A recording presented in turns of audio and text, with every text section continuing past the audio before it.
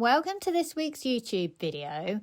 Today I'm taking you through the process behind this portrait and sharing the key decisions that help me capture the character and spirit of the subject rather than simply the details. Let's jump straight in. Number 1, why seeing matters more than detail. I want to start today with something I think about a lot.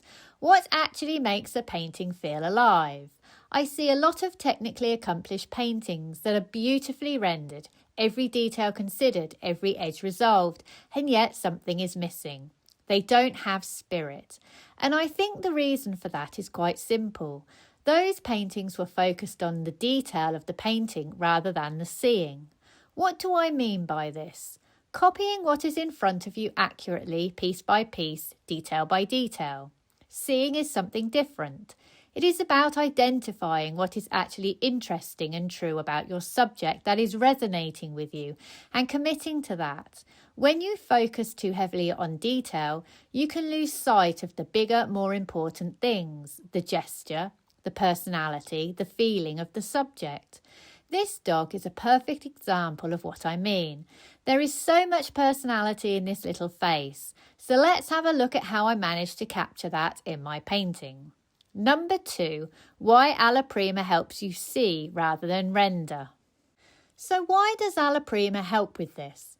When you are painting wet into wet, working in one session, you simply do not have the luxury of slowing down and getting lost in detail.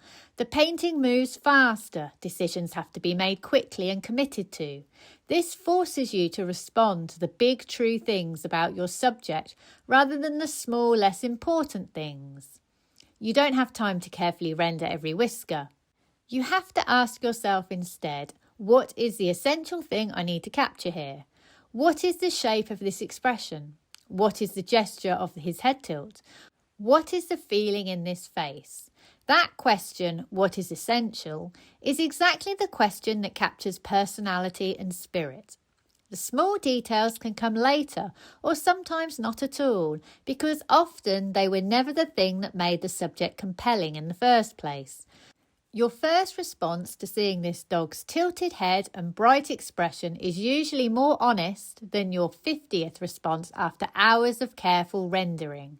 This doesn't mean Alla Prima is the only way to capture spirit, but for me, the speed and commitment it demands is exactly what keeps me focused on seeing the subject rather than getting lost in describing it.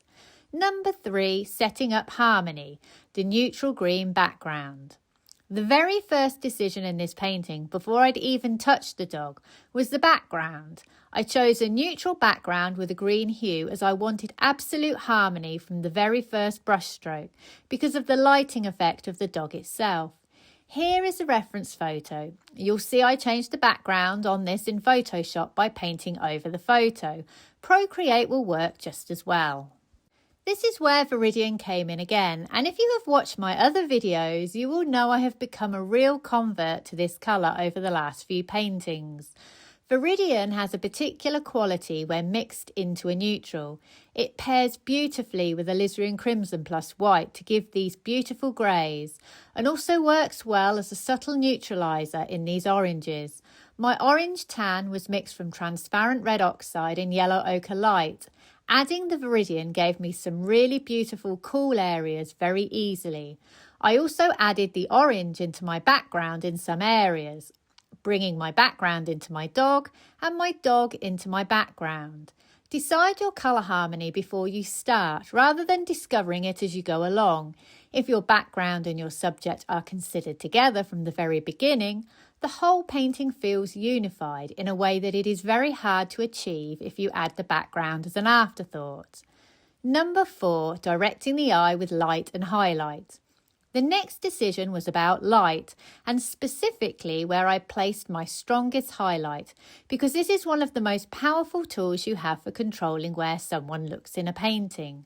My dog is side backlit, so keeping this area of highlight is really important, and it directs your eye to the dog's face. The eye is always drawn to the area of strongest contrast in a painting, so if you want someone to look at a face, that is where your strongest light needs to be. White on its own won't cut it, because white is a cool colour. If I want a lighting effect, I need to place it next to a warm colour. I find mixing transparent yellow oxide very generously into my neutrals always works, as it will warm up that mix but with a very subtle warm that really reflects that subtle glow. I also put a wash of transparent yellow oxide plus a little ultramarine plus Gamsol on my paper before I start. Allowing this to show through patchy paint also helps give me that warm glow. You can then place your white straight from the tube for your lightest areas and it will really pop. Without that warm, cool shift, it won't work as well. A single well-placed highlight does an enormous amount of work in a painting. It doesn't just light a particular area, it sets up a hierarchy for the entire piece and tells the viewer where to spend their attention. Remember, temperature always plays an important role in paintings that exist mainly in the neutrals. The warm orange tans of the dog needed to sit convincingly alongside cool green-grey shadows, and getting that relationship right was essential to making the backlighting read as believable rather than just looking dark and undefined. Number 5, colourful blacks. I would also recommend replacing a tube black like ivory black with a rich colourful black. Rich blacks are mixed from colour, for example, ultramarine deep plus burnt umber or viridian plus alizarin crimson will both give you a black. I use quite a few colours. I mix up a red black, alizarin crimson, transparent red oxide and a small amount of ultramarine deep. I then mix up a black green, ultramarine deep plus transparent yellow oxide. Mixed together, these give me a black. You can then use this black as you would a black from a tube. Using colour in your blacks will ensure your shadow areas do not end up looking flat. The best way is to experiment with different mixes in your painting. Number 6, brushwork with purpose, direction and movement. The next thing I want to talk about is brushwork, and specifically how the direction of your brushwork can do far more than just describe texture. It can actually direct emotion and movement through a painting. In the head, I used flicking brushwork in the ears and the face. The best brushes for this is something flat and synthetic. I like these ones by Artmaster. Rather than just describing the fur in a neutral, flat way, the strokes exaggerate the feeling of movement and personality in the pose. This is a subtle thing, but it makes a real difference. Brushwork that follows the gesture of your subject reinforces that gesture, while brushwork that ignores it can actually work against the feeling you are trying to create. I then carried that thinking into the background. The strokes there continue in a similar direction to the brushwork in the head, so rather than the brushwork sitting passively behind the dog, it is actually working with the dog to create movement. The effect of this is that the whole painting feels like it is converging towards the face. The background strokes and the head strokes are all leading the eye in the same direction, towards the area I have already placed my highlight.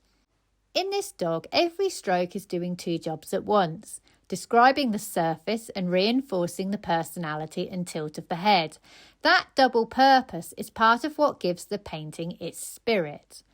Notice the paint in the body has been applied differently to the head. I applied the paint looser and pulled the edges around much more and quite deliberately to create that soft, fluffy quality you get with a furry dog. Pulling edges around with a loaded brush is a technique that works particularly well for fur. Rather than carefully painting individual tufts, you let the paint itself describe the softness. Number 7, the result, a painting with spirit. Every one of those decisions came from looking past what this dog technically looks like and asking instead what he felt like, bright, characterful, a little cheeky, full of personality. That is the real difference between a technically accomplished painting and one that has spirit. It is not about how much detail you include or how accurately you render. It is about whether every decision you make is in service of that thing that made you want to paint the subject in the first place. So next time you sit down to paint, before you think about technique, ask yourself, what are you actually seeing? Not what the subject looks like, but what it feels like. That question will guide every other decision far better than rendering ever could. If you would like to come and paint with me in oils, join my workshop on the 3rd of July. You'll find the link in the description below. There are also more details of lesson opportunities on my website sarahhallidayart.com. If you found this video helpful, hit that like button and subscribe so you don't miss future painting tips. Thank you for watching and see you next week.